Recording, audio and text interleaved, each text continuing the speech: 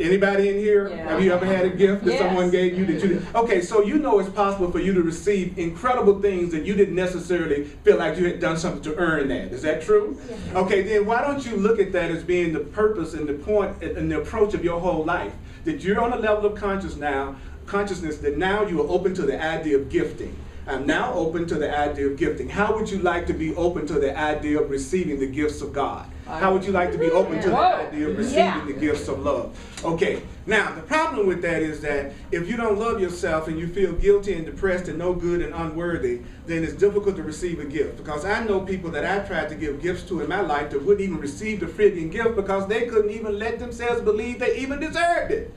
Would you believe that? Yes. There's some people that don't even believe they deserve to receive wonderful things. And when you even try to give it to them, they go, no, I can't accept that. Anybody had that experience? Have you been that way? Yes. Where someone wanted to give something to you and you Yes. said no. Okay, so a gifting level of consciousness can only happen when you're in a receiving level of consciousness. When I believe that it's okay for me to receive. So the Course is saying you need to rise up in that situation that's causing the pain and say to yourself, I have no use for this. I have no use for this. I have no use for this. I have no use for this. You want to get some emotion and feeling involved, because if you don't get your emotions and feeling involved, your thoughts and emotions, your thoughts don't have any power if you have no juice behind them. I have no more use for this. I have no more use. I have no more use for this.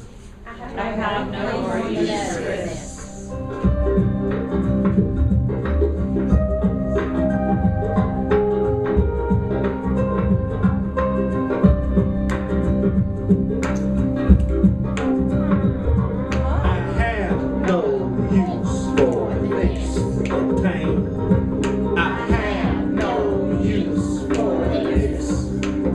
Fear, I have no use for this.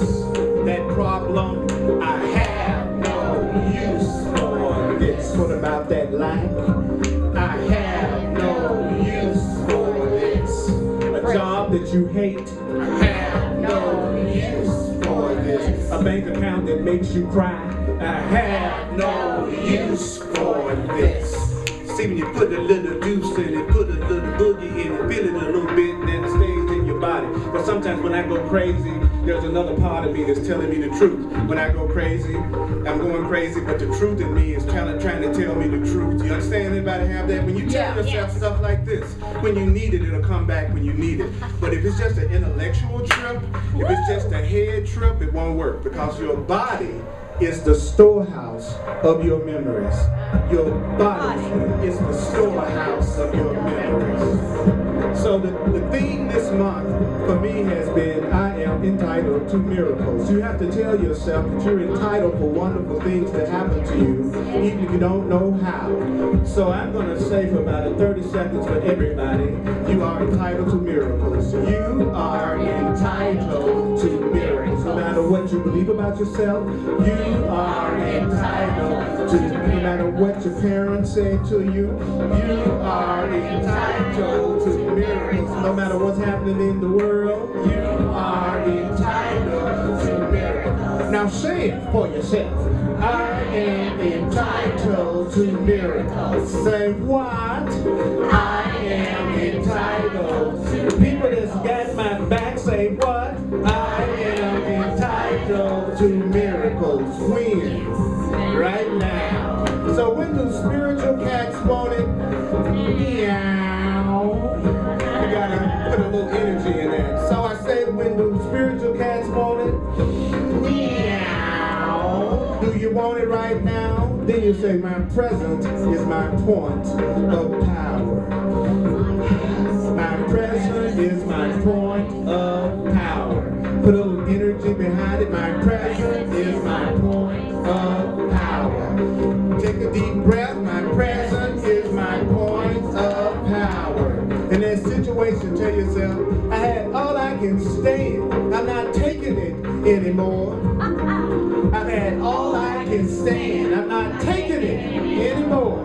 Well, I don't believe it. I've had all I can stand. I can't take it anymore, sunshine, because I am entitled to miracles.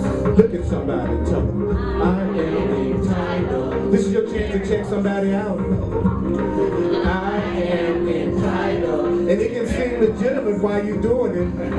I am entitled to miracles. I am entitled to miracles. Take a breath and go, say what?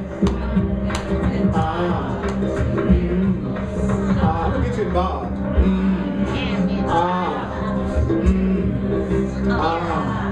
One day, you're going to be so glad I did it that way.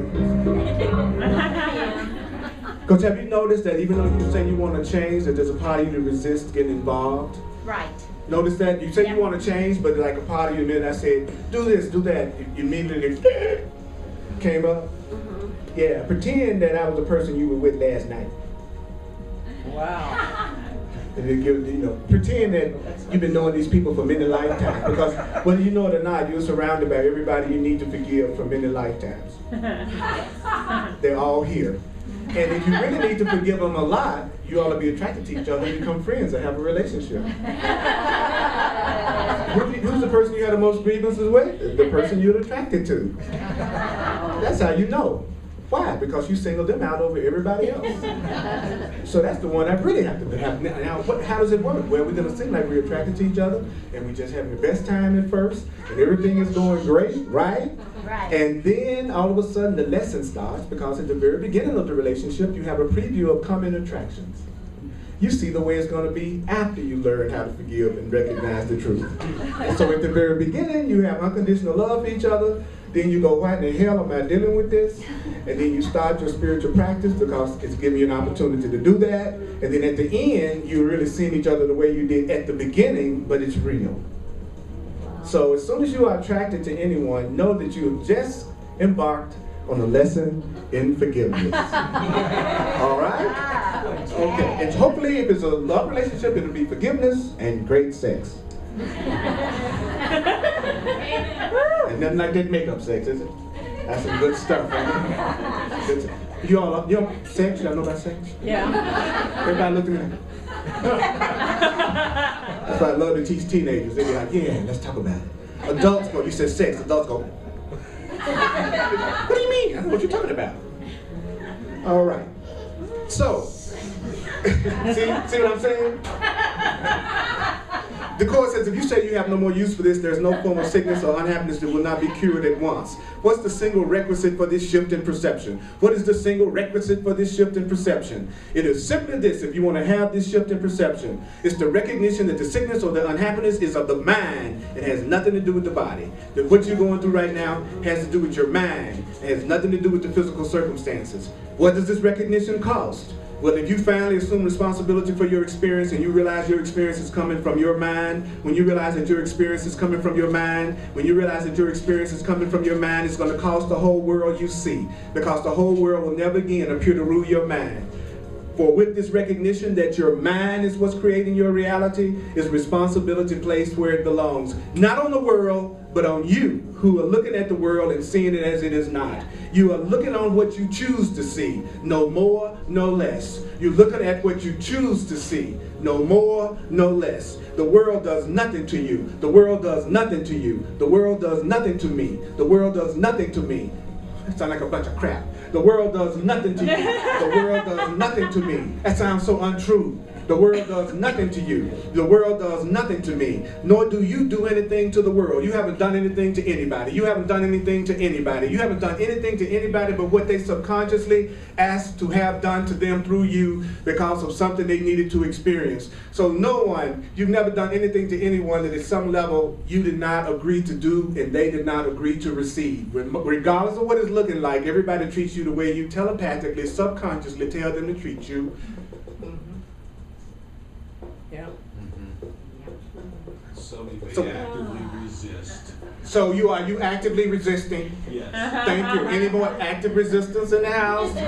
Yes, a lot of active resistance. There are things in my life. How do I know that I don't believe that?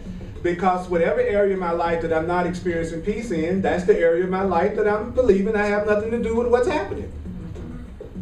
So you know what area you're not taking responsibility for your happiness in, right? It's the area that you're not happy in right now. It's the area of your life that you don't have peace right now. That's the area that you're not practicing the truth in right now. What? Yeah. The area that I'm not practicing the truth in right now is the area of my life that I'm not experiencing peace in right now. I'm going to go a little bit deeper. Having peace does not have anything to do with the external situation changing.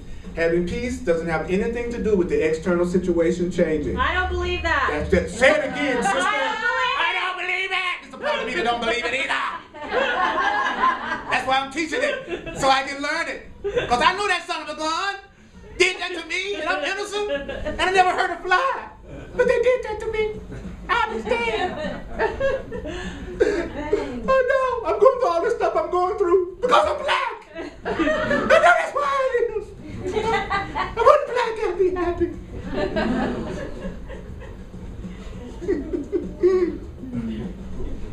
So, would you all be willing to admit that there's a part of your mind that does believe it's a victim of circumstance and situations and people? Yes. And get out of denial? Yeah. Would you be willing to admit that? Yes. Okay, so just because you believe it's true doesn't mean it's true. Just because you believe it's true doesn't mean that it's true.